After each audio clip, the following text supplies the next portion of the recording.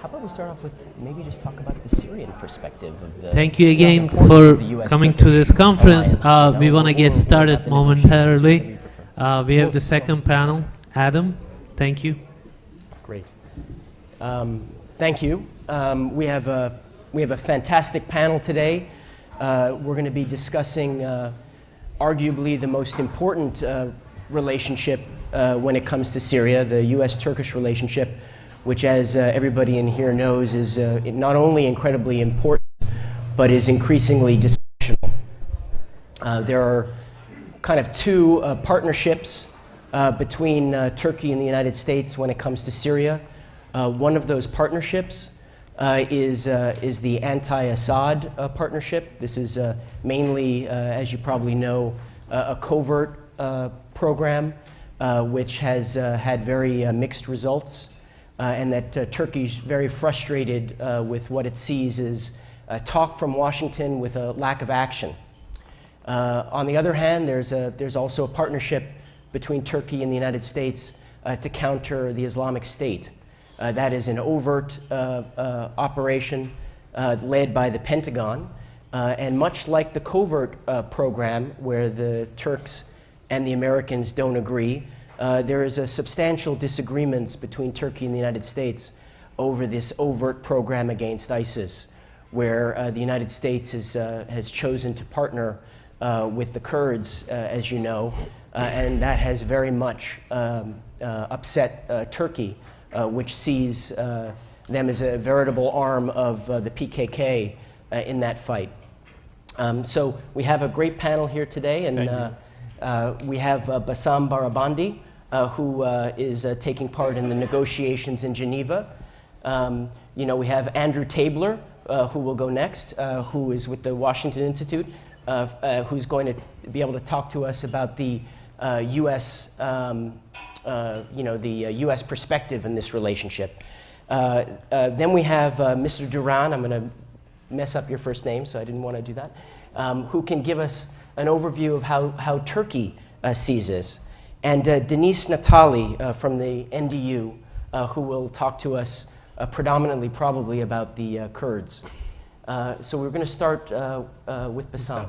Yeah, thank you very much. Thank you, Adam, for this introduction, and thank you for everybody who's here. I will just try to talk about the Syrian-Turkish-American relation from Syrian perspective from 2008, when the Turkish government, they tried to be mediator between Syria and Israel in order to have a peace.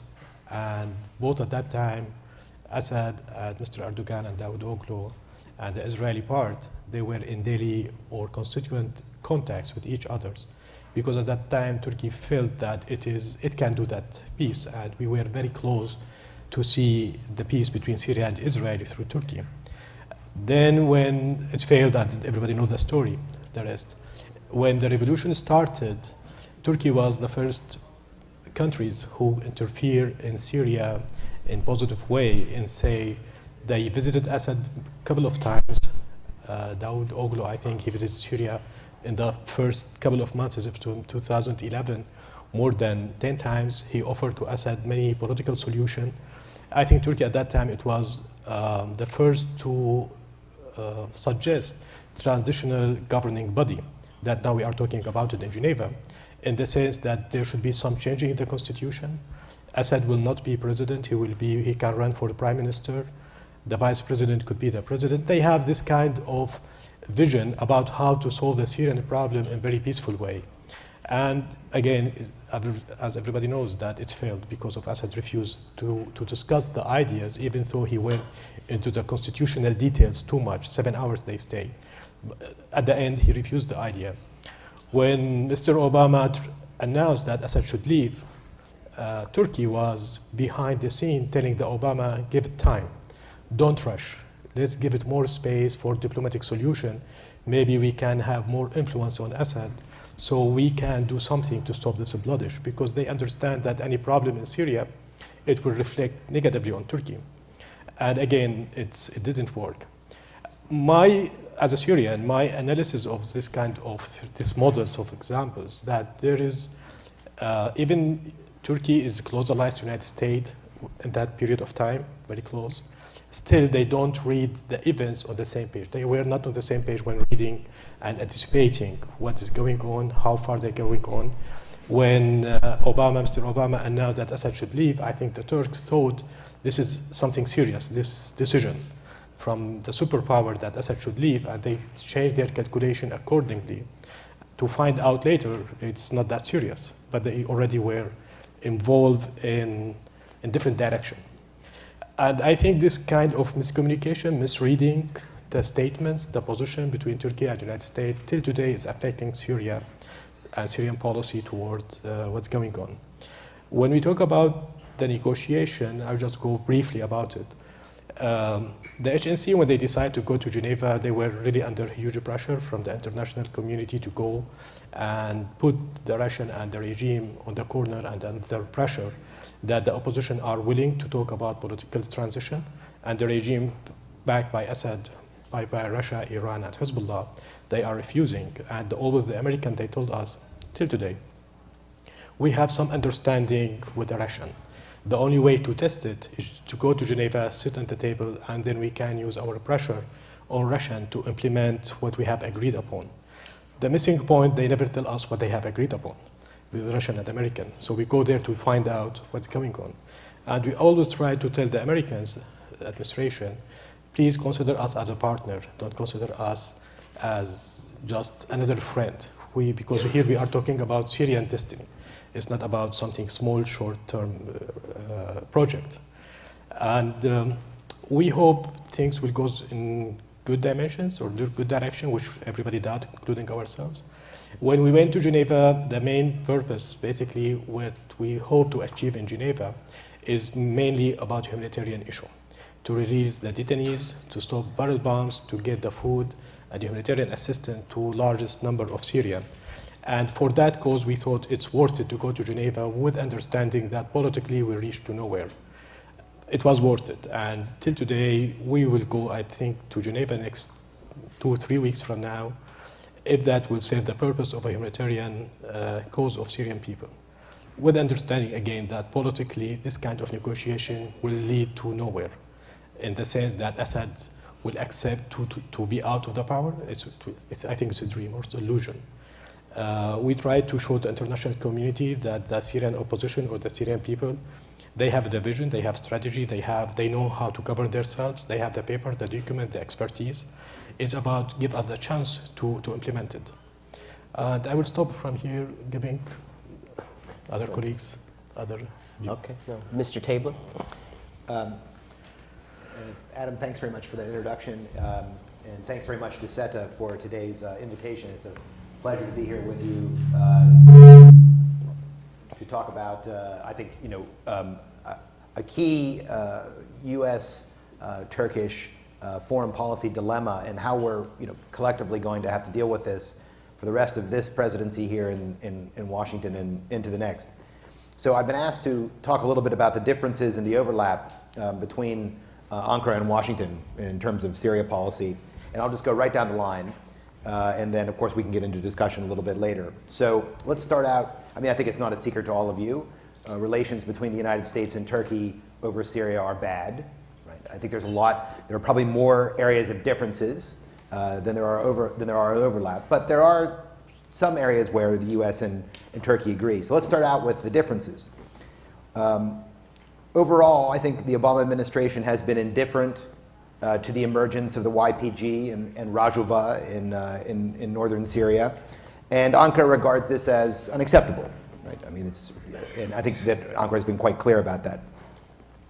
Second, the Obama administration sees removing Assad as a distant goal, or as a result of political talks, or as Bassam pointed out, some sort of unrealistic plan, diplomatic plan. And Ankara, I think, sees removing Assad and supporting the opposition as both a short and a long-term priority. The modalities of that and so on, I think there are some differences, but by and large, I think Ankara still sees that the problem is Assad, and not ignoring that fact is not going to settle the conflict and not going to make Turkey safer. Third, the Obama administration sees Russia's intervention in Syria as not good, but as like a fait accompli, right? That the Russians have intervened, there's really not much we can really do about it, and in an age of constantly being, in a policy sense, on the back foot, or with a light footprint, or whatever metaphors that have been used during the Obama administration, the Obama administration sees this intervention as a tool to deal with diplomatically and maybe even militarily going forward, although I doubt that, in the Syrian conflict. I think Ankara is much, much more critical and skeptical, bless you, skeptical of Russian intentions. Specifically their military operations inside of Syria, which have been quite controversial, and also at the negotiations in Geneva, right, in which Russia is playing a very large role, as Bassam has pointed out. And fourth, and I think this has, over time, changed, Washington has been clear that it wanted Turkey to, quote, do more to clamp down on ISIS smuggling in and out of Syria. Petroleum products, other goods, weapons, et cetera, they were quite adamant about this. There's been a war in the press over this. Adam's covered a good bit of it. Over time, though, I think that has changed a little bit. Ankara has pointed to a number of efforts they've implemented to cut down on the smuggling of refined products and also crude products. Also roundups at the border, et cetera, those are the four main differences. In terms of the overlap, generally, I think there are three. I think now Washington and Ankara both see ISIL as a terrorist organization and as a terrorist threat, right? And I think that is very simply not because they politically agree in Syria, but because as ISIL and their affiliates have become responsible for terrorist attacks inside of Turkey, therefore that has changed, I think, Ankara's mind. And in that way, that's good news for Washington and Ankara. Because once you can agree on something like that, hopefully some other things can follow.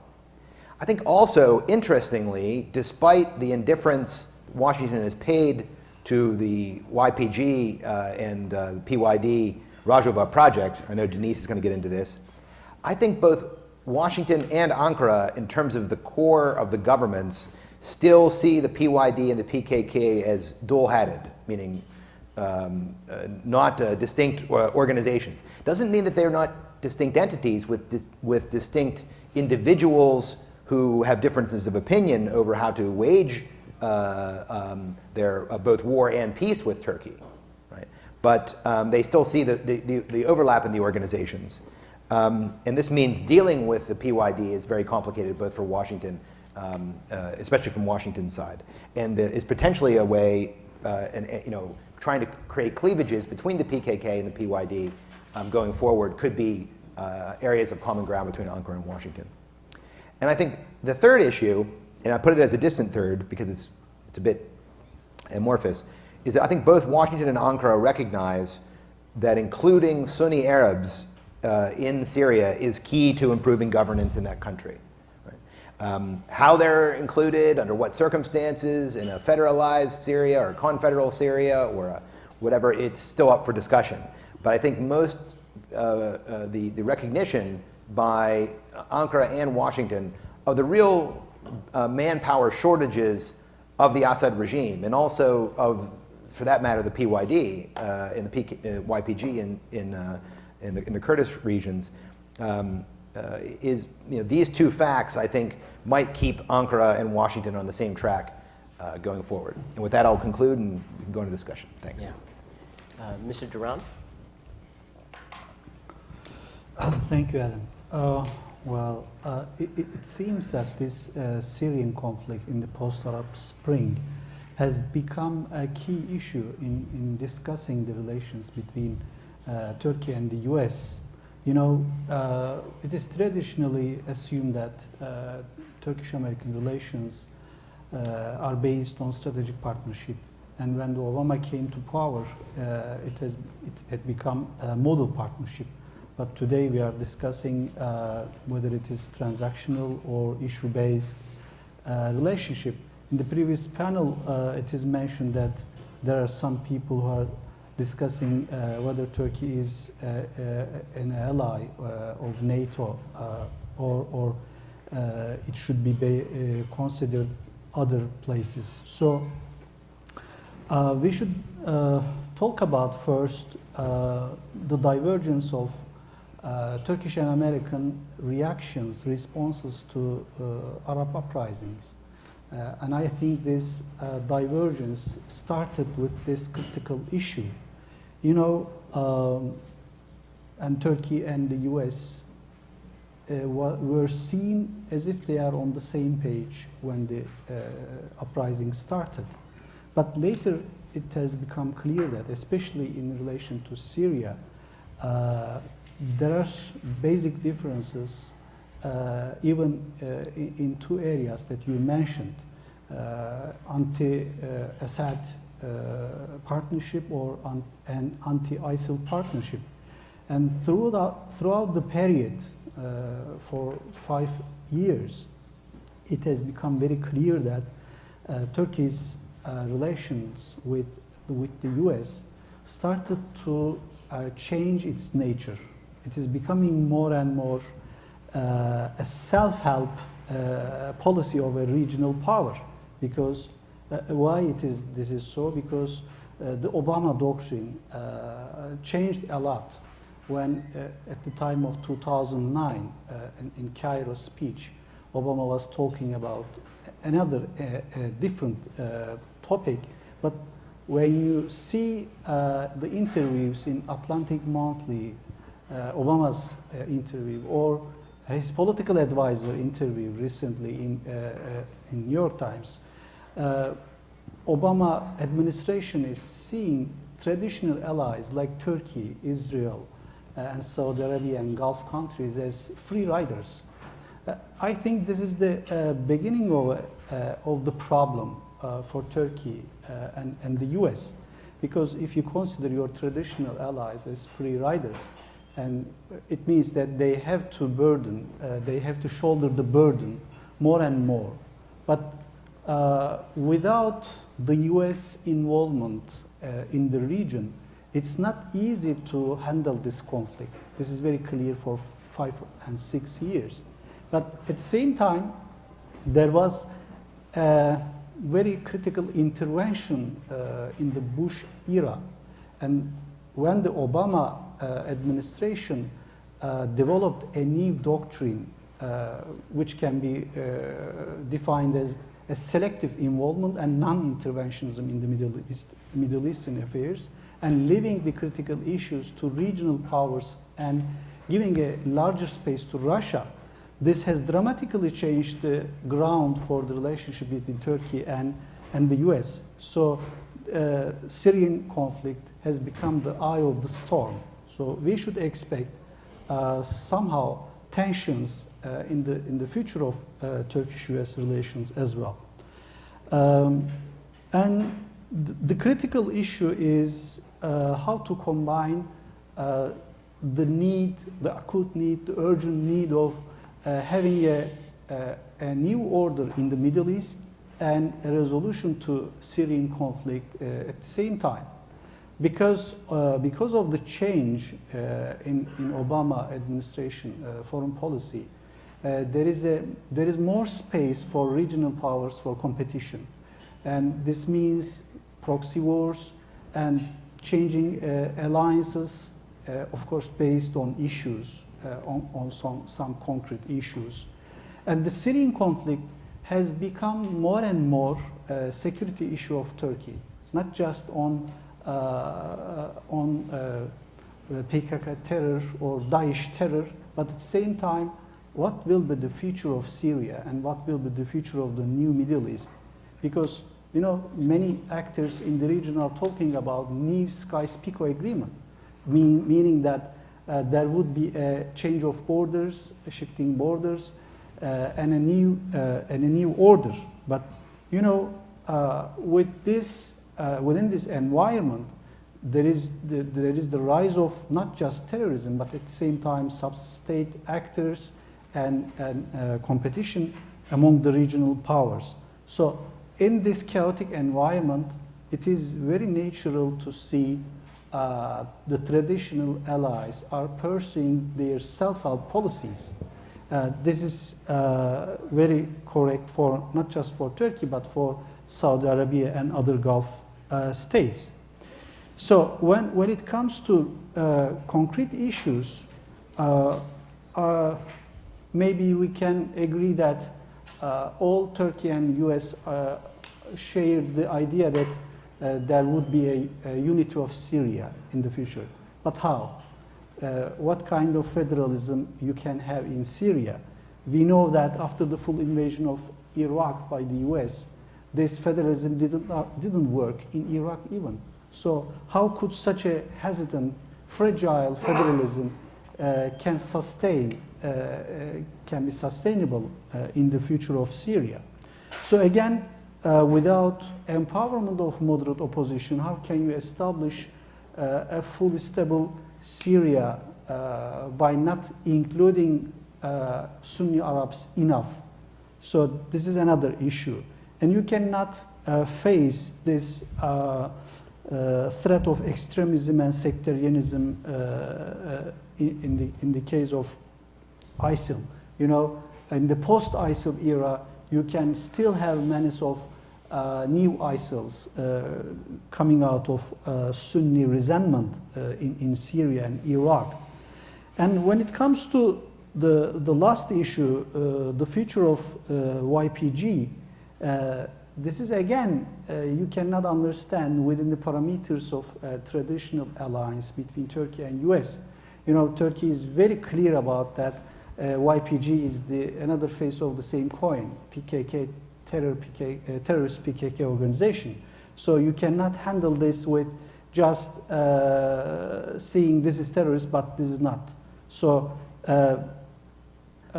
this will continue to create many tensions between Turkey and the US in the future. Why? Because the Syrian conflict is becoming more and more security and integrity issues for Turkey. And in the future, new president of the United States will face this issue, will discuss this issue with his or her foreign policy experts. And I see there is something problematic in the American politics for the future 4 or 5 years, because maybe Obama administration Middle East policy and Syrian policy are so much criticized in Washington, but at the same time there is an inclination of seeing this Middle Eastern affairs as just affairs of the Arabs and the regional people, leaving the issue to the people of the region. So it is becoming more bipartisan consensus in American politics. If you look at Trump's statements or other politicians' discussions on that specific issue, this has to be settled maybe in the future 4 or 5 years. So I have the idea that Turkish and US relations will continue to have ups and downs just based on the Syrian conflict, on the repercussions of the Syrian conflict, mostly to the future of the northern IPG-led autonomous region, because it is becoming more and more issue of Turkey's security issue. Lastly, I want to underline the fact that maybe some people, some soldiers in Pentagon can think that Turkey reacted to KRG in the past, similar to this YPG territory in northern Syria. This is not comparable. Turkey maybe took the issue just as the issue of Kurdish nationalism in northern Iraq. But for northern Syria, it's just so much organic issue for Turkey. And the new president, I think, should consider Turkey's priorities regarding northern Syria more seriously than Obama. And I understand that Obama's statement on American blood and budget cannot be spent for the Middle Eastern people, and the regional powers should take their responsibilities and do something more. But at the same time, the US is responsible for doing more, at least to correct what Bush did wrong and what Obama didn't do enough. Thank you. Okay, all right. Well, thank you very much. Denise, maybe you can help explain, how did the Obama administration end up in this partnership with the Kurds that has really become this huge irritant in the relationship with Turkey? Sure, thank you. I want to thank first SETA for this opportunity to be here and just make a disclaimer that these are my views and not those of the US government or National Defense University. I fully agree with my colleagues when we talk about how this irritant, one of them is ISIS and the other is the PYD, that has undermined Turkish-American relations. But just as a reminder, this PYD issue is not the first time that the United States and Ankara have bumped heads over the Kurds. And I remember when I was with Operation Provide Comfort in the old days in the 90s, when the safe haven was being created and Turkey warned, be careful, and I think Turkey got it pretty much right. And that was a source of tension as it was perceived as the United States, here we go, is partitioning Iraq and creating some type of Kurdish entity. And then so that was a source of tension. Then after 2008, after all of these years of the United States trying to encourage Turkey to improve relations with the Iraqi Kurds, well, by golly, it did, but it went a little bit too far. And Turkish KRG relations at the expense or irritating Baghdad also has become a source of contention. So this is not and now we have the PYD and US or coalition engagement as partners on the ground, and this has become another irritant. But again, US-Turkey relations have weathered these last two, and I would believe that they would continue to weather. But I do want to go through some of the, why this, if you look really deep, why this is so irritating and why we're missing it in the United States, why this is so irritating to Turkey. Not because I think there's going to be a Kurdish state, because there's not. Not because I think there's going to be the breakdown of the Syrian borders, but because of the opportunities and what the PYD can do, and some of that is being empowered and enabled by external support. So what's the nature of the Syrian Kurdish irritant? And unlike the Iraqi Kurdish nationalist movement, which was really homegrown, if you look way back, and I'm going back to the mandate period, the roots of the Syrian Kurdish movement, this came from Turkey. This didn't just come in 2011 when the Syrian state broke down or before when the PKK came in. The heads of the Syrian Kurdish nationalist movement in the 20s were the Bedir Khan family, were the Hoybun. These were Kurdish elites that were exiled into Syria. Then I can go on, and there was also influences from Iraqi Kurds. So this was, from the outset, a strong trans-border movement. And if you go into the 50s, again, the leaders of the Syrian Kurdish Nationalist or Democratic Party were who? Kurds from Turkey. And this relationship and this influence from Kurdish nationalists in Turkey, these elite, went on for the last 70, 80 years.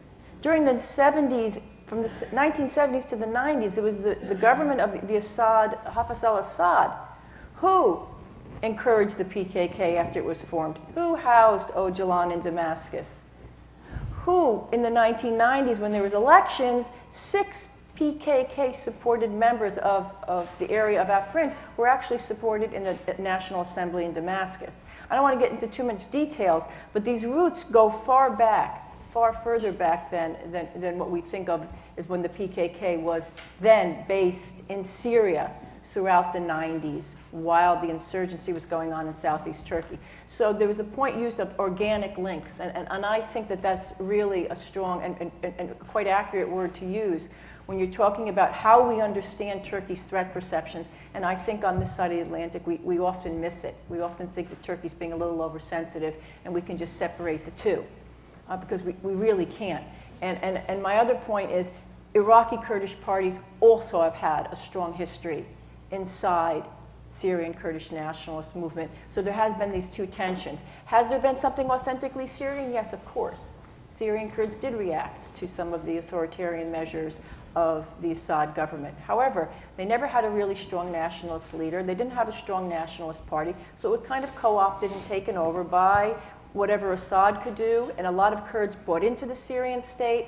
And third, a lot of this was local. And I bring up the word local because I get amused again because the federalism word gets brought up again in Syria because it's easy, because we can talk about ethno-sectarian partition, and it just really doesn't reflect the reality. So where are we up to 2011? You've had these two nationalist trends actually in Syria. The Kurdish-Turkish PKK influence trend that largely took root in areas outside of Jazeera. And then you had the Iraqi Kurdish trend. What changed is the Iraqi Kurdish influence actually declined after 2011, or even after 2006, while the PKK PYD influence increased. The Kurds of Iraq were preoccupied with their own goings-on inside Iraq. There was a lot of, let's say, internal fragmentation. But nonetheless, that's where you are now, that the PYD does have a monopoly of control inside Syria. It does not necessarily represent all Syrian Kurds. And I think this is important as the United States and Turkey move forward in how you can create avenues or areas in which this could lessen the threats to Turkey. Now, at this moment, can you separate the PKK and the PYD? Absolutely not. It was told to me the PYD has a headless leader problem. It's not just because nobody else doesn't want them to have their own leaders, because the PKK doesn't. This would not be, this would undermine Öcalan and those folks in Kandil. But you have a lot of points where they can exert influence. One is inside Syria because it's a weak state and they could take advantage. One's inside the Kandil. And the third now is part of the anti-ISIS campaign. The PKK is across borders, it's in Sinjar, it's fighting Daesh, it's in Kirkuk. So there's a lot more opportunities for the PYD/PKK, YPG to influence and to gain influence and to gain credibility on the Kurdish streets. Because as the Iraqi Kurdish KRG has lost credibility and legitimacy among many, there's still some romanticized notion on the Kurdish streets that the YPG or PYD is enhancing this movement. So this is where I would say where Turkey's at. How the PYD can take advantage of this is because now they can look at this external support, and this is where I encourage external actors to understand what the limitations are of the PYD, what they can and cannot do. In my view, there's not going to be any not only not an independent state, and I haven't heard Syrian Kurds use the word independent state. I don't even think there's going to be a strong autonomous region. This is landlocked. They only represent 8 to 10% of the Syrian population. They're surrounded by Turkey and Sunni Arab communities, and they're highly reliant on external aid. So should Russia renegotiate at some point with Ankara? Should Damascus at some point renegotiate with Ankara? Should US support or coalition support end? Because remember, that's tactical support, not strategic. The precariousness of this Syrian Kurdish entity would be in play. What should we be worried about, however, is the fact that if and when some of these support areas decline, the Kurds will still use these areas to take opportunity to launch any kind of nationalist movement, to undermine Turkey at any moment that it can, and to advance any type of nationalist ambitions that it may have. These were flexible, but I think we should be very careful to know that, and the Syrian Kurds are not the only group that are doing this. These are sub-state actors, they're quasi-states, they seek and they thrive over external aid. So as we pursue our anti-ISIS campaign, we should also be very well aware of, I keep using the word second and third order consequences, but before this, there actually was some types of working relationships between Kurds and Sunni Arabs inside Syria. Many, if not all, and Bassam can correct me, have broken down as territories have been taken, as areas have been renegotiated, pushed out, the Kurds now declaring federalism, and there has been no clarity on the part, in my view, of some, I should say some parts of US policy. If we want the territorial integrity of Syria to remain intact, well then say so. And then we shouldn't be encouraging these groups to the point that it's undermining our strategic alliances. I don't think, and I agree, I think the United States and Turkey are on the same page. I don't think the United States, or any regional actor for that matter, wants to see the borders of Syria break down. And I don't think any actor also supports a highly autonomous Kurdish entity that is not supported by Syrian people. But we should make that clear, and I don't think we're doing that.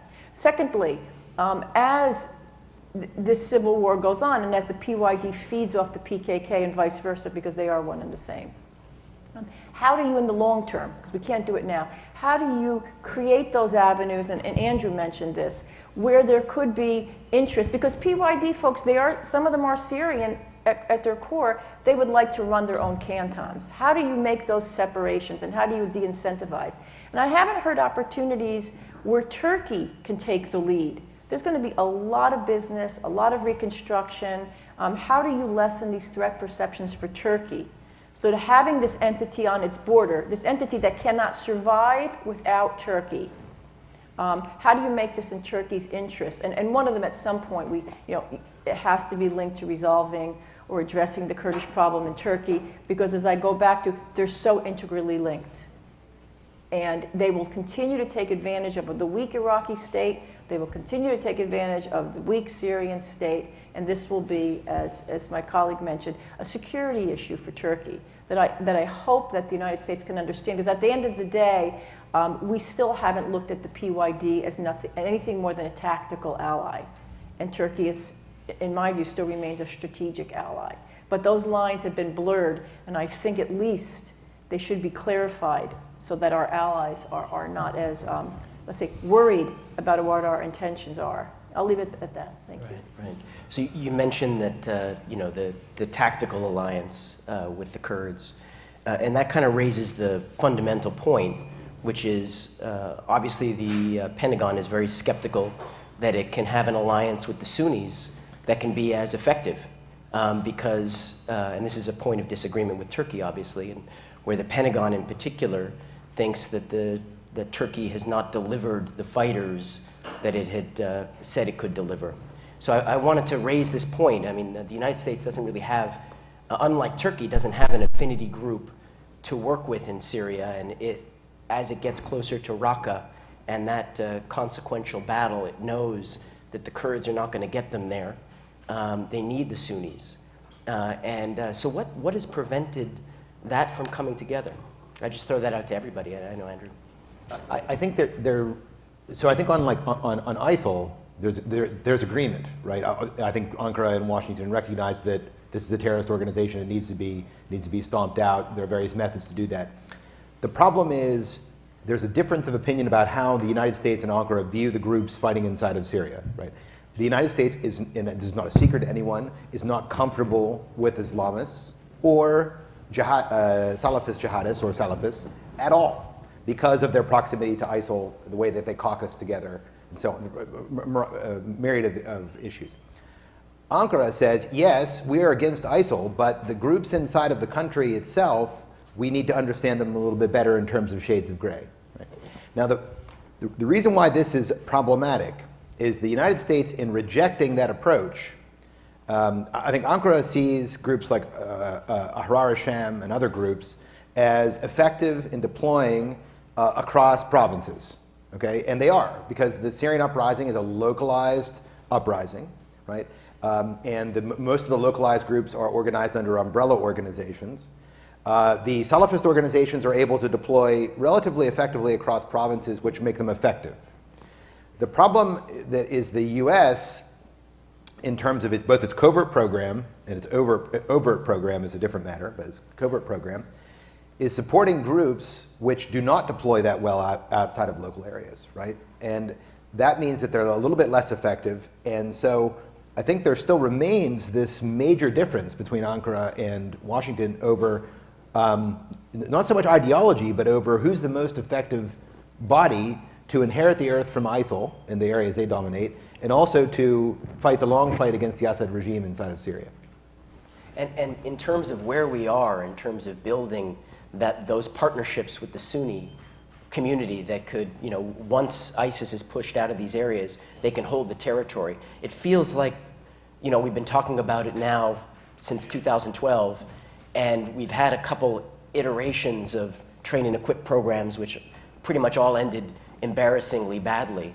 I throw it out to, it seems like, we haven't really even started in this area, aside from the covert program, at least of the DoD program. I don't know, Bassam, if you feel. We're back to the Kurdish story, or as a whole. And Syrian or the Syrian opposition or recently the GNC, they consider all the Kurds are Syrian. So we don't have problem with the Kurds at the Kurd case as the people who like Syrian for the last 50 years. The Assad regime tried his best to take from them all their identity or their language or arrest them. So we acknowledge that, and we open hands to all the Kurdish people to say, the more you will be involved with the revolution, the more we will be able to have good future for whole Syrian. And we consider the PYD, as Daniel said, they are just another group, but they don't represent the Kurds. They are not the real people who represent the Kurds. When we have Mash'al Tumu 2 years ago, who was very much nationalist Kurdish Syrian, he was killed, and everybody knows who killed him. When Saleh Muslim was arrested, and he was not in Syria, when the revolution started, Assad brought him back from Jabal Kandil and empowered him to have this defection within the Kurdish society between the people who want to have peaceful demonstration, to be Kurdish Syrian rather than they want to be Kurdish. So the Assad is playing the Kurdish game against the revolution, against the Kurds, against Turkey. So we cannot forget all this background. The first time when the Kurdish get together with the American, it was somewhere in Iraq and supported by Iran. So we cannot forget the PYD, PKK, US, this link, it was supported even by Iran. We cannot forget that till today, when in Iraq, we have more than 3,000 Syrian Kurds who are fighting against Daesh in Jabal Sinjar and Kandil and over there.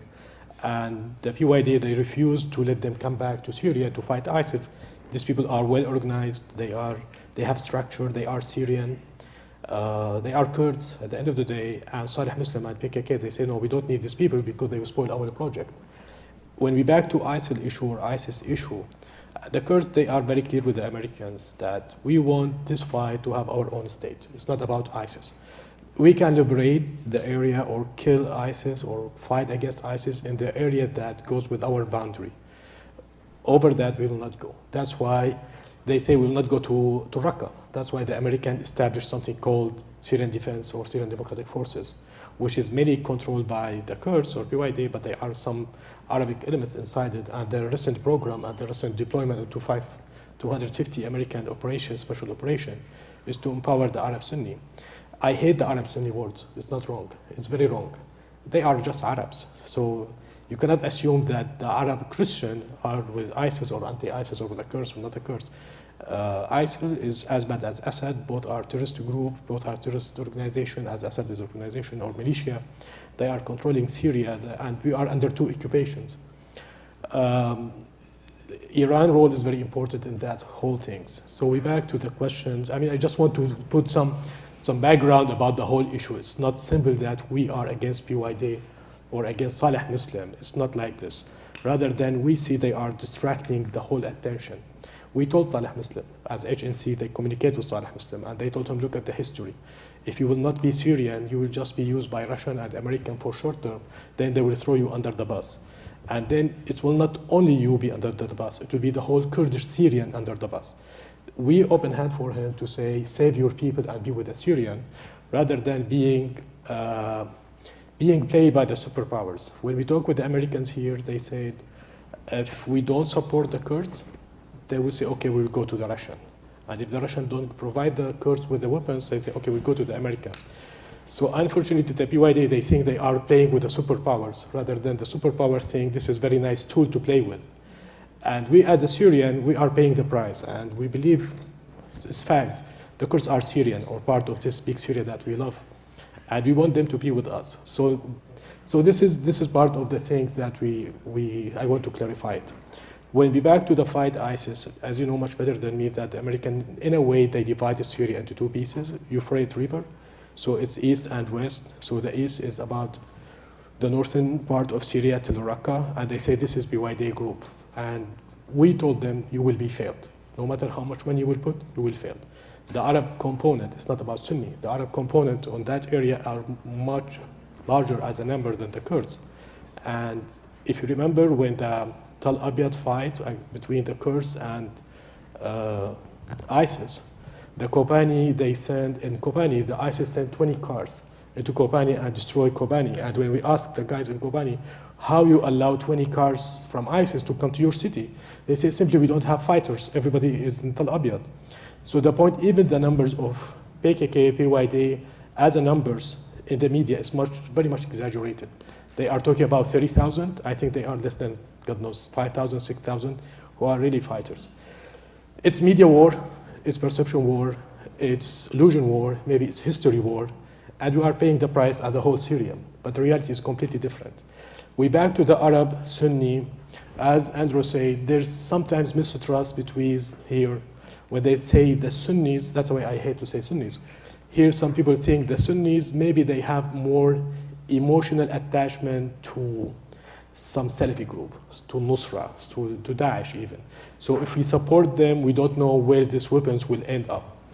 But isn't it a matter of being conflicted? I mean, you know, excuse me for saying Sunni Arab community, I mean, obviously they see Assad as their #1 enemy, whereas the Kurds have had, you know, partnerships, effectively partnerships with Assad before to protect their own communities from the regime. So, you know, especially when you're... I don't agree. I don't agree with you, because the first demonstration in Syria, one of the first demonstrations was in Kamishli, in the Kurdish area, and they say the Syrian people are one, we are anti-Assad.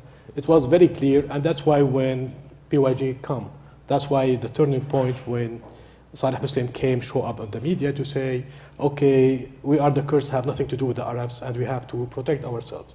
But for a couple of months, no, the Kurds, Syrian Kurds in Kamishli and other parts in Hasaka and Tel Abyad and others, they were saying clearly, we are part of the Syrian, and Syrian people are one, we are all against Assad. And then they create Saleh Muslim issue to have more this Kurdish ideas versus Arab ideas. Go ahead. Yeah, I want to get to your question about, and I don't speak to the Pentagon on this one, but there is the issue that the PYD has been clearly, right, the most effective force in fighting ISIS. So up to a certain point, and you've seen the same pattern in northern Iraq, the Kurds were effective in taking or pushing back areas where they consider is theirs, which not necessarily may be, but nonetheless benefiting from the air power to take certain territories. But this is the point, it's limited, this is it. So why to expend so much more energy, as you indicated, and I agree, they simply can't take Raqqa, they don't want to take Raqqa. So I think a different dynamic, and it's going to have to be political, has to go on strictly and distinctly with the Sunni Arabs and Arab communities, and Turkey. And I don't know what kind of dynamic that's going to be, but certainly I think it's a mistake to think even that the Kurds are going to go in. I heard something I was baffled the other day somewhere in town, that the Kurds would go take Raqqa and then they'd hand it over to the Arabs. This is insane. I mean, the Kurds have no interest for the same reason that Kurds in Iraq have no interest to go into Mosul city. So we need to just put that aside and focus on these Sunni communities, these Arab communities. If I can just make one point to what Bassam was saying too, and I think what you're getting at is that the Kurds are extremely divided. This is not a monolithic group, okay? So they're extremely divided in the northern Iraq and also in Syria. So the group that Bassam's talking about, yes, before, whether you want to say Saleh Muslim or you want to say PYD, there was a strong Iraqi Kurdish influence that went on for decades. And those were the groups in the Jazeera. There was, even when I was in northern Iraq in the fall, these PYD people I met with, nobody was talking about federalism. They were using words like, oh, some kind of local administrative something. And then all of a sudden this year you started being emboldened by external aid, words like federalism. And again, as I indicated, some of these relationships have broken down. But there are different groups, PYD just being one, with the monopoly of control. This KNC, Kurdish National, and this is reflective of these two dynamics, one between the PKK and Öcalan, and the other one between Barzani and his group. And this is playing out at a much larger level. And this is where you see this. Who is going to be the head and the shaper of the Kurdish nationalist movement across borders? And this is why these divisions are playing out. They're still playing out inside Syria. They're not necessarily over. And then there's also another group, and they're independents. And I don't think we're even really beginning to tap into that opportunity, which is a lot of folks just don't want any of these parties. And they do consider themselves as Syrian, as Bassam indicated. And this is why I go back to opportunities for Turkey and the United States and Syrian actors to play and to you know, I don't want to say manipulate, but at least incentivize some of these groups away from the PYD, because I'm not so convinced of this, you know, democracy inside the cantons and how tolerant they will be of non-PYD groups. I'm not saying I don't want it to work, but this is just some of the bits. So back to your question, though, you have to put the Kurds aside if you really want to take some of the strategic areas, because they're just not, there's a certain limited point of what they can do. Andrew, did you want to say something? I tell you what, just very quickly, I think the problem overall is that, look, concerning the Assad regime as well as the YPG, it's extremely unlikely that, given the manpower shortages of both of those entities, that those two groups can retake all of Syrian territory. So the question is, well, why does that matter, right? And I think that's, you know, obviously the Obama administration has a more lackadaisical approach on this. It's all going to matter in the increasing likelihood that there is a terrorist attack, ISIS-inspired terrorist attack, either in Europe, the region, or, God forbid, in the United States, or anywhere for that matter, God forbid. So if that happens before a general election here in the United States, the question is, what's everybody going to do? Well, the Assad regime is not a solution, as is. The PYD, I mean, Denise pointed out, the YPG is not a solution. No, I don't even think they're putting themselves forward as a full solution, right? Not. So then the question, it gets us back to what you originally asked. Well, how do we tap into this Arab component inside of Syria, and how effective has that been? And until now, it's been abysmal, right? Because of the political divisions, not only inside of Syria among these groups, but also in the region, in the rebalancing that's going on with the Obama administration. And that's an area where Ankara and Washington, under a new administration, I think, will have very fruitful discussions if they really want to defeat ISIL. If you just want to contain it and let things go and fester, we can keep on going as we are now. Yeah, for the tactical alliance with the PKK, you know, this is not sustainable for the US, because for the demography of the Syria, and what will be the future of Syria? If you ask these questions and try to find answers, you will see that this alliance with the PKK is creating more problems for the future of Syria. Maybe for now we are not discussing what is the comprehensive policy for the future of Syria. We are so much preoccupied with the fight against Daesh, ISIS. So we are omitting some critical issues. That is the future of Syria. There should be a stable federal or confederal state. If this problem of failed states continues with Iraq and Syria, there will be no peace and stability in the region, not just for the people, but also for the global powers. So we have to think of some new ideas for training and equipping moderate forces of Syria. You know, there's a question, who is supported less in the Syrian conflict? There's a clear answer, moderate forces of Syrian opposition. The US and Turkey and other allies have two ways to have a clear and agreed policy in supporting some specific moderate forces for the future of Syria. Unless that is done, there will be no peace, and you cannot balance PYD or YPG without these Syrian Arabs. So that is clear. Yeah. And I think that the Washington policy centers and our new president will discover this reality that all people in the panelists know. Right. Well, at this point, I think we can turn it open for questions. I think we have microphones that can go around. Excuse me. Does anybody want to ask a question of the panelists? Yes.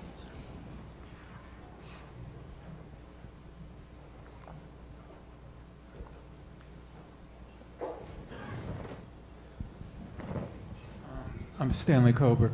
I'm puzzled by the idea that you couldn't have an independent Kurdish state. 2 words, South Sudan.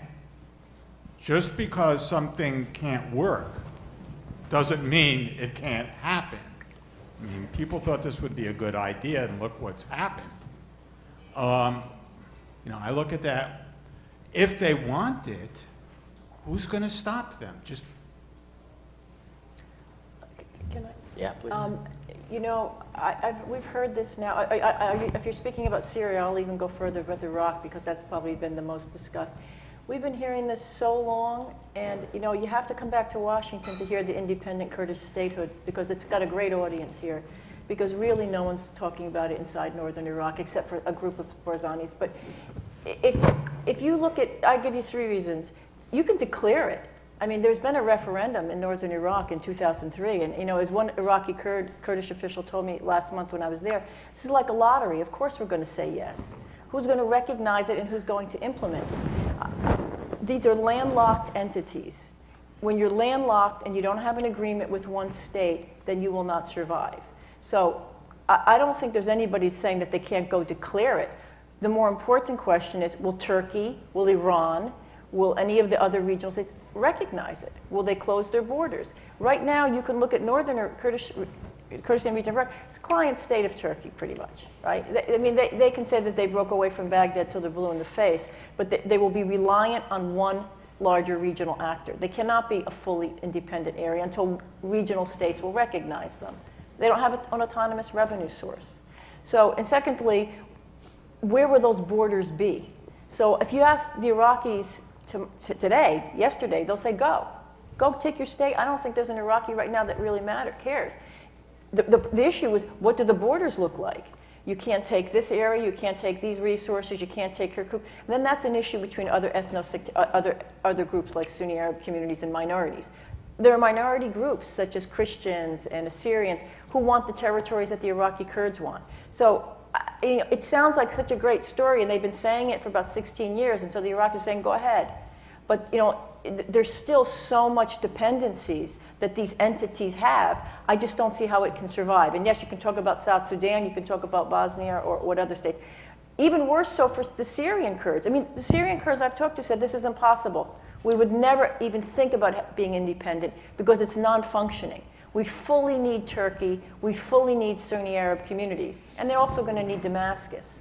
So either you be a quasi-state entity or a client state or a vassal state, but talking about a fully autonomous entity, I can't see it. I can't even picture it because it makes no geopolitical sense. Unless Iran says okay, which is not going to happen, unless Turkey says okay, or Russia, or Iraq, or Syria. And I don't see any of these entities, or even the Gulf states, saying, go ahead, break up. I don't know any regional state that wants to see these entities break up. What they do want to see are weak states. So to leave Syria weak, and to leave Iraq weak, where regional states can benefit, that makes sense. That makes a lot of sense, and I think that will continue, and that's the harder problem.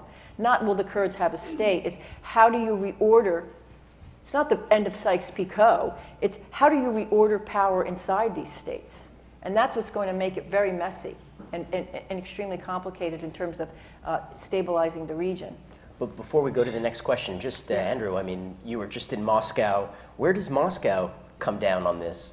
You know, obviously they're working, you know, we're working with Kurds in one area, and the Russians seem to be working potentially with their own special forces advisors on the ground with the Afrin Kurds. You know, are they being encouraged by the Russians as a way to drive a wedge to increase the space between U.S. and Turkish policy? I think some of them. It's not unknown. You know, I think Russians have reached out to and supported the Afrin elements of the PYD. That's not That's not a secret. I mean, if you think relations between Turkey and Washington are bad, you should try between Ankara and Moscow. At this security conference, I mean, Turkey, which was not represented there, one of the few countries besides North Korea that was not, really was under extreme criticism. And so the major issue at the moment, the longstanding support, alleged support of the flow and so on across the border with ISIS is that happened. That was a general criticism. I think the major area of contention is over potentially is over the supply of anti-aircraft weapons into Syria to the different groups. So in one session, which was about Middle East tangle of contradictions, Simon Bagdasarov, who's a very well-known figure there, was chairing a panel with the Syrian Deputy Defense Minister and a variety of others. And during this panel, he very controversially said, if Turkey, in terms of where we are, in terms of next moves, if Turkey allows the supply of anti-aircraft weapons into Syria, which there are reports that there are some already in there,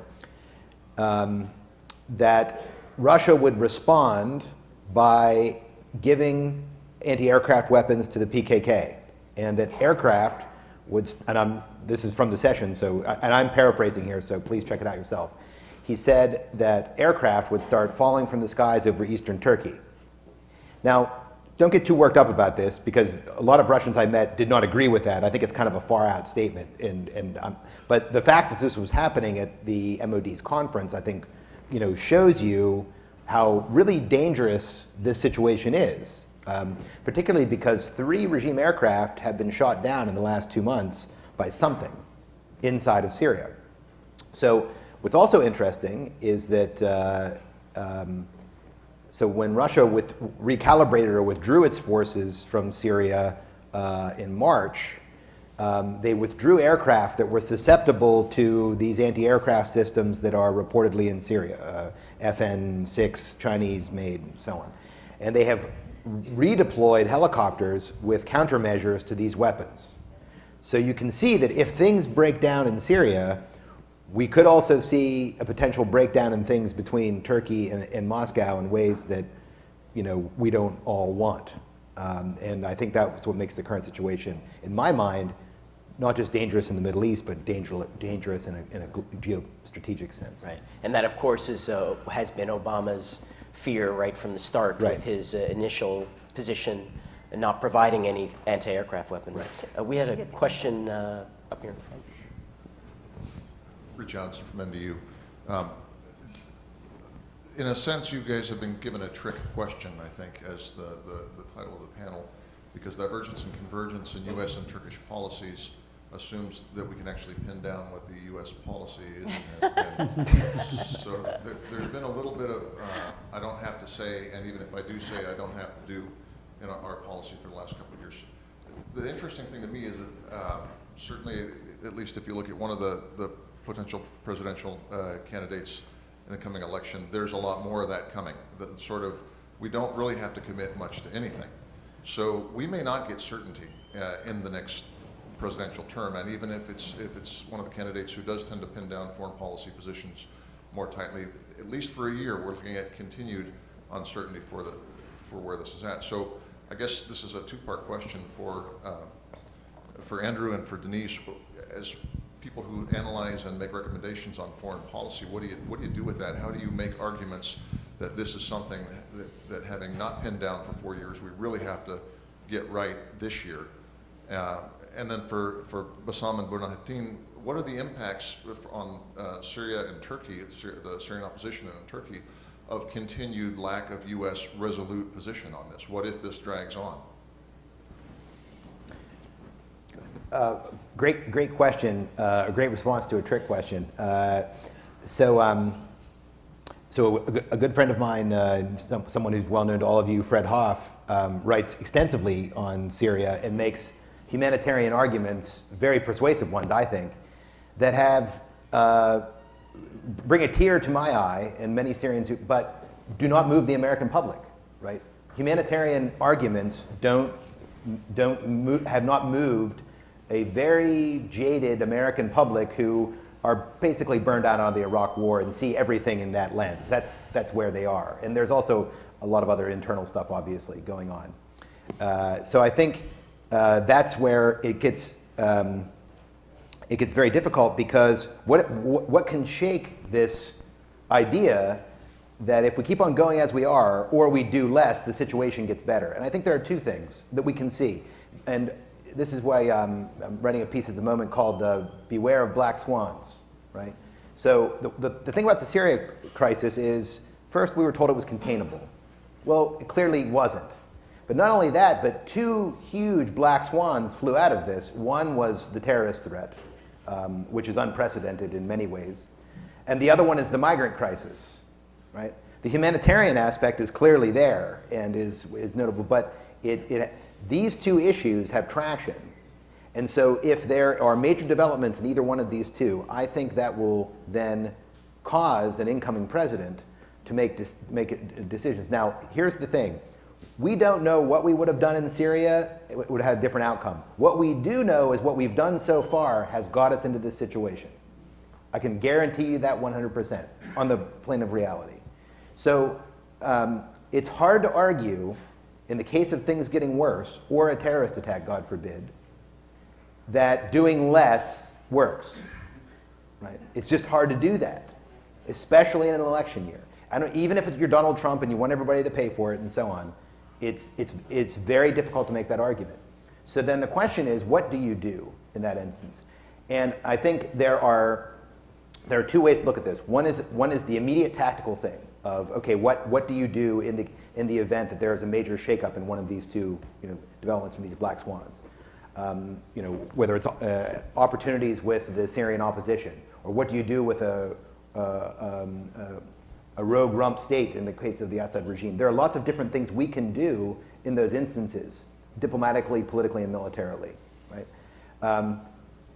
The problem we have is that the Russians have intervened in Syria and have constrained our military options to such a degree that we need to gain their approval to do almost anything, unless we want to have the superpower confrontation. And that's what's going to put a ceiling, I'm afraid, on this. Unless, of course, the US and Russia can agree on this. The problem is the Russians want a high price for this. It's not a secret. They want to use Syria as a key to get out of the jail that they're placed in over Ukraine. It's very intelligent, by the way. I don't agree with it, nor do I think it's in US interest, but it's very intelligent. And it's there. And the new president's going to have to deal with it. Yeah, go ahead. We're not going to have much change, Rich, but a lot of this is, I'm not talking about a major shift in our policy, because you said we're not going to have it in a year. But so much of this is the optics. I mean, you hear the same stuff when we go to Baghdad and we talk to Iraqis and they say, but the United States wants to break up Iraq. Of course you do.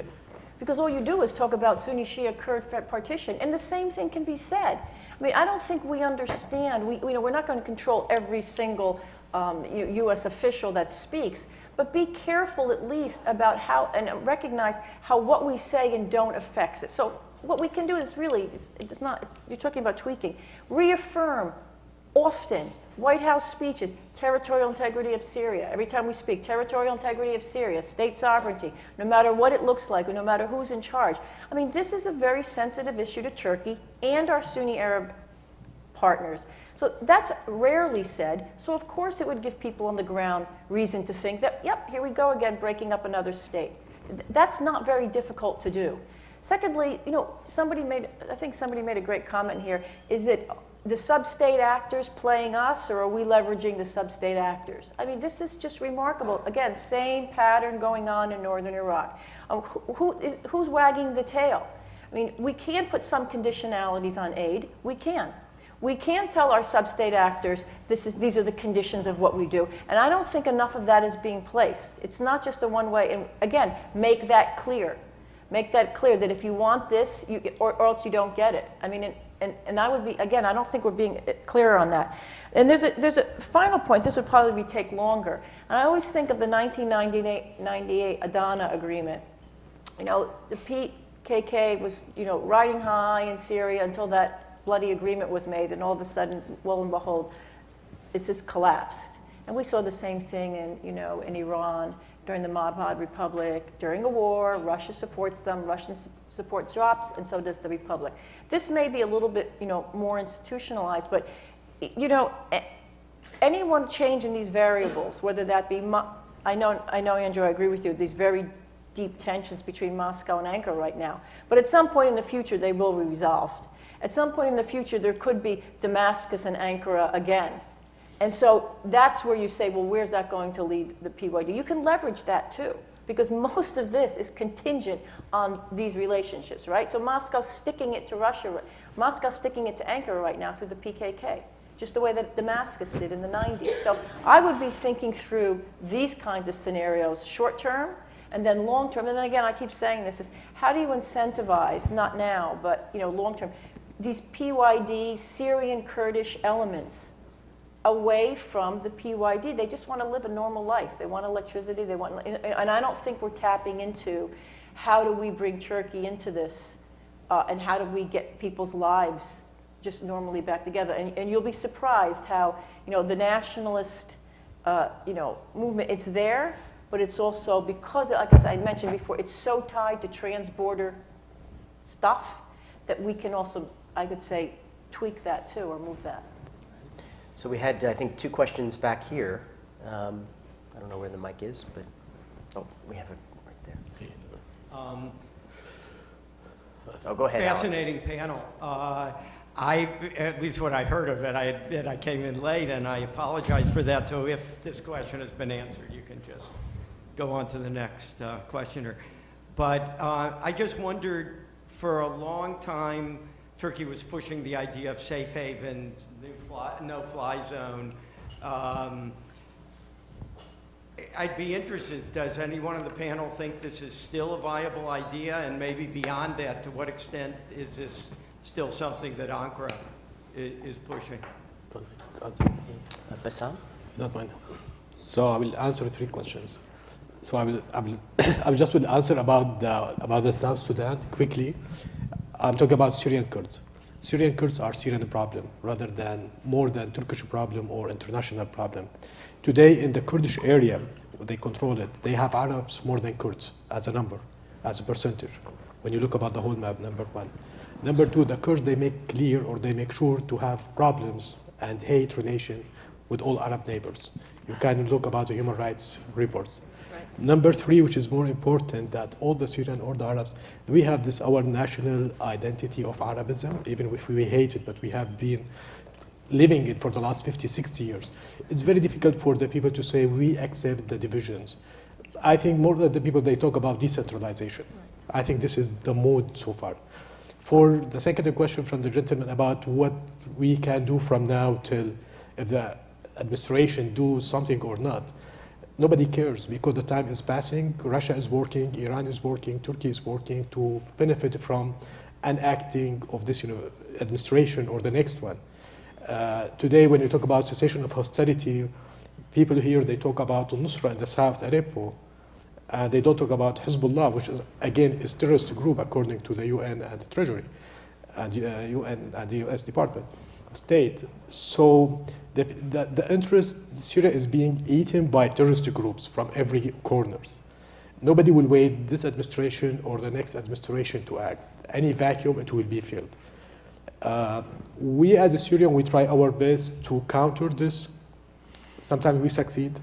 Most of the time you can see we failed. But nobody count or waiting for this administration. Nobody will waiting. I mean, everybody's acting very fast. So today in Russia, there's 2 theories. Some people, they say Russia is waiting for new administration and they will not act on Syria. Some people, they say, no, this is the best administration for Russia and they will act on Syria. But in between, Iran is working, Turkey is working. Everybody has an interest in the new shape of Syria that we don't know. For Mr. Allen, I don't think we will have any no-fly zone in Syria in coming days, personally, because we have cessation of hostility that in theory should cover all Syria. The regime pilots or regime jets and Russians supposed not to attack the civilian or the civilian infrastructure or the hospitals.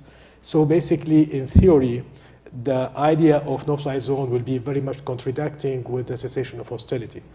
And I think this is what the American push for it more and more because they don't want to hear this word from you or others. But Thank do you feel that that's true? Let's fast forward here. Hillary Clinton, Donald Trump. Do you think that's going to be the case? Hillary Clinton sent, I think, mixed messages, both in favor of it and then sort of suggesting that the role the United States would play in actually enforcing such a zone would be. We're back be to the limited. same question that from now to 6 months, Yeah. nobody is waiting the administration to act or no act. Things is moving. Yeah. So maybe the new president, he or she, will come. We will have different Syria. So what they say today about no-fly zone, maybe after 6 months, is maybe we talk about different Syria, different all circumstances. So we cannot count on the future. We just day by day things are changing. Day to day, we hope. Yesterday, Secretary Kerry was very clear that cessation of hostility should be all over Syria. There will be protection of civilian infrastructure, human rights, and all this kind. So that means there is no need for them or the superpower to have something called no-fly zone. So do you see the continuation of the cessation of hostilities as a way for the administration to delay tough decisions about, this sort When of you scenario? talk with them, they don't think about anymore this word, safe zone. They hate it. So they say, why to have it since we have cessation of hostility, which is defined exactly that the area under Jabhat al-Nusra and ISIS, it's not part, whereas when you have safe zone, geographical area, we don't know who's who.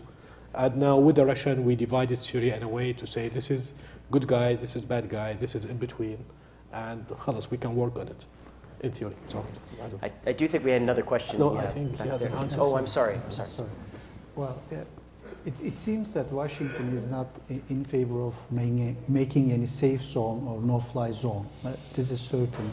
But at the same time, this formula developed by Turkey still is the real partial answer to this humanitarian tragedy and at the same time refugee problem for at least for Azaz and Jarablus region. Now it is trying to be solved by clearing Daesh, ISIL from that particular region and replacing with which actor? PYD or some moderate forces that is being still discussed or negotiated between Turkey and the US.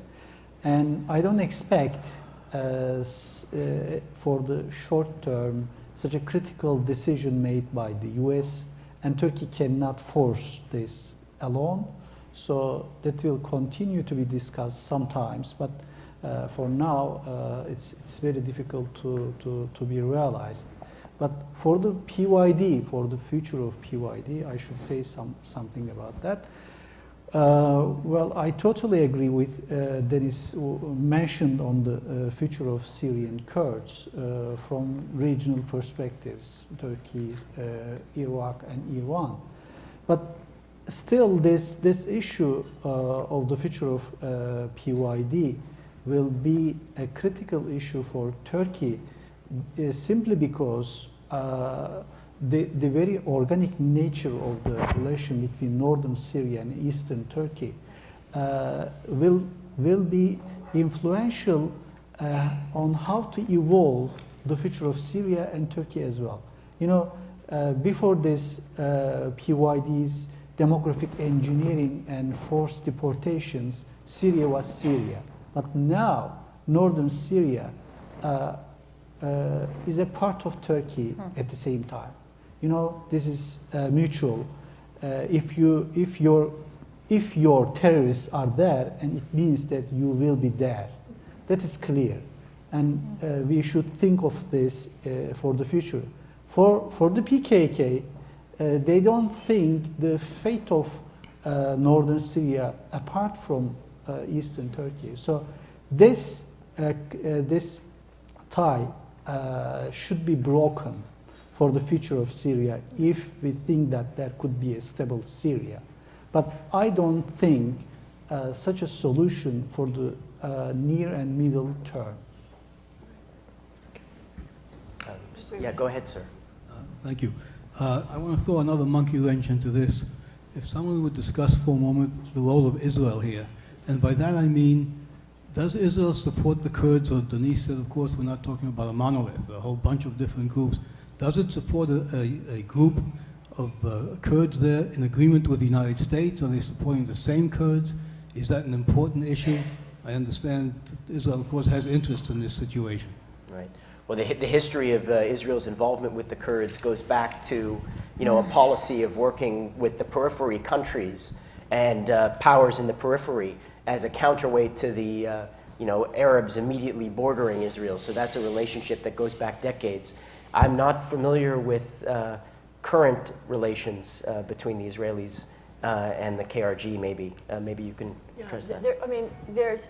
I can't speak for Israeli policy. I'll give it from the Kurdish end. There's obviously this shared affinity, right? Both victims, both non-Arab groups in the Middle East, both have been exposed to all these types of persecution. So they'll maintain this affair. But the Kurds, you'll always see too, they remember that their neighbors are Arabs, that their neighbors are Persians, that they can't explicitly say, we have this working relationship with Israel, right? So you'll do all of these things, like we have all genocides, there's a lot of back and forth going on, clearly. Kurds' oil is being shipped discreetly to Israel, but no one can really say it. You can't say it, you're having this affair, just don't say it. So, and there's been some discourse coming from Israel, right? We support a Kurdish state. The Kurds love this. So every time you'll read, whether that's Netanyahu or there was another minister who said, I support Kurdish statehood. They'll take these snippets, but then that will also get them in trouble. So they have to you can't come out with it too strongly, because it's not necessarily an asset to the Kurds, because they have to maintain relations between Arab communities in Iran as well. So, how far that could, the point is, I don't think it can go so far, but they certainly can benefit from the Kurdistan region, right? And clearly as a buffer. And now I'm not as clear as with those Kurds in Syria, because there is still a relationship with Turkey potentially reemerging. So it depends on what side of the strategic interest you're on, I guess. Yeah, go ahead. I think I'm not speaking in terms of my conversations with the Israelis. Most of their concerns are in southern Syria, in their zone of their sphere of influence. I think the one thing that makes the outreach, or any potential outreach to the PYD on behalf of Israel, is the PKK PYD and their relationship with Iran historically is, I think, closer than the Israelis feel comfortable with, which is different than in the KRG in many respects, and therefore I think complicates this to a degree that I'm not sure the Israelis have a clear policy on it. Well, actually, and to bring up Iran, that was actually also a problem with the Iraqi. I think, in my view, the Israelis really hoped that, particularly before the nuclear negotiations, we can have the Iraqi Kurds as an ally and they can be our buffer against Iran. Not knowingly that the Iraqi Kurds have a good relationship with Iran, at least a good part of them. So there's always going to be a limitation to how far even the Kurds can go in Iraq in pushing back Iran, particularly when they share such a large border with them and are dependent on them as well. So there is a relationship, but I don't think it's going to go as far as the Israelis would like it to go. And of course, the context of this would be the rift between Turkey and Israel, right, which the United States has been, right, at least had been, laboring to try to patch up. And now there are some signs that the Turks, right, are trying to patch it up with Israel. But how interested is Bibi in patching it up while he is, flying to Moscow and trying to have, right, Russia provide support to the Israelis vis-a-vis Hezbollah? So it's very complicated, and it's sort of it's unclear to see how it goes. Are there any other questions? Yeah, go ahead, sir.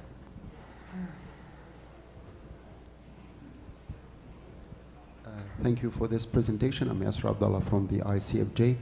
My question is concerning the U.S. foreign policy, and to what extent did the U.S. foreign policy already play a role in creating the situation in Syria and aggravation of the situation over there? Thank you. Do you mean U.S. policy in terms of... I mean the wait-and-see policy. Yeah. They have already used... After the start of the revolution. Yeah, they have used the wait and see until the situation has become totally aggravated and totally, unsolvable. Thank you. Who wants to tackle that? Well, I mean, First of all, I think that's, as you can probably follow from the various interviews which have appeared in the Atlantic and now in the New York Times Magazine over the last couple of months, you know, in Washington there was what is referred to now as the blob, I guess, which all of us are a member of.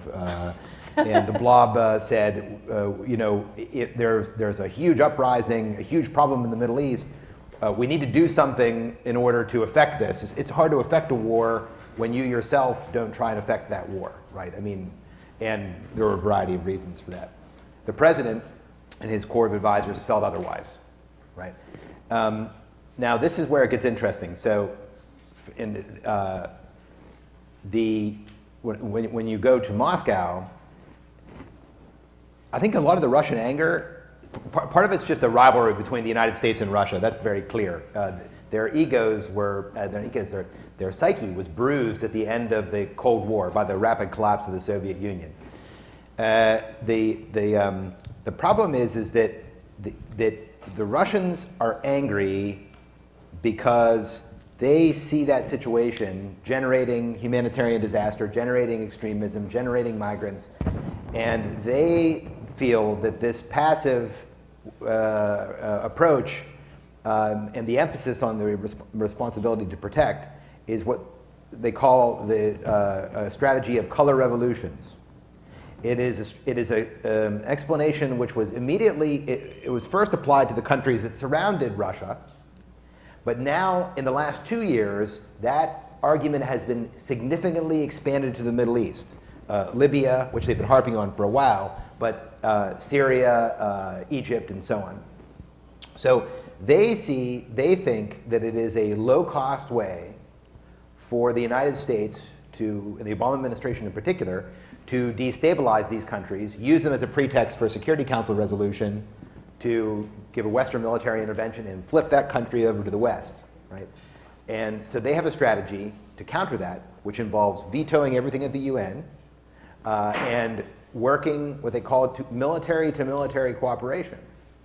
And you get, and by the way, you go online and see their security, they'll spell it out completely. They believe militaries of sovereign states should intervene to actively put down these uprisings, to shoot your way out of it. And they think this will restore order. And the battle between these two arguments, between let it burn and shoot your way out of it, is the great battle of our time, whether we like it or not. The question is, at what human cost? At what cost to our security? Right? And at what cost just to the reputation of the West in general? Those are the things that the next president will have to deal with. I'll just make a final point. There's also the other side of it too, which is even if you intervene, you know, there's another problem that could emerge, and there's all these local issues. I would not expect, whether it's the Obama administration or the next one, I don't think the American public has the appetite for large interventions anymore. So the harder question to ask too is, how are you going to stabilize and deal with some of these deep-rooted conflicts that the United States is not going to engage in at a large scale like it did in the past? I just wouldn't even expect it. So that, you know, therefore, what's the next alternative? Is there a regional solution? It's just not going to happen, and I don't even think in the next administration either, you know, with either president. So, you know, to what extent do you nudge in a different way? But it's not just a matter of, is the United States going to go in and fix it? The idea of the United States going in and fixing these failed states is not, in my view, going to be a serious option, not for a while. So we only have like a minute or two left. So Mr. Duran and then Bassam. Yeah, I understand that in any case, in any presidential administration, there is no one willing to intervene in Syrian affairs.